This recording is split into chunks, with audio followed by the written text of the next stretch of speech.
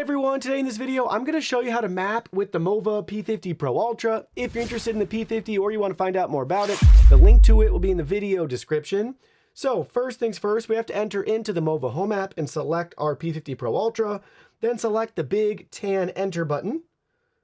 And that's going to take us into our device. And here we go. Towards the center of the screen, it says Start Fast Mapping in the same great color that we're seeing on the box. So go ahead, you're going to select that. Now we have a couple prompts here. Make sure you prep and tidy the room exactly how you want it. Clean up, declutter, keep the doors open that you want mapped in your house or shut doors that you don't want mapped. Then select OK. It's going to say start mapping, and now it's going to dispatch and go out and map your home.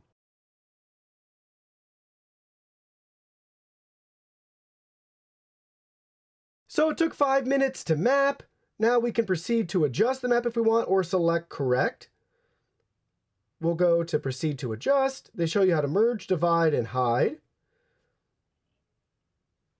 And we'll check the map, see if there's anything we actually need to do. This looks great though.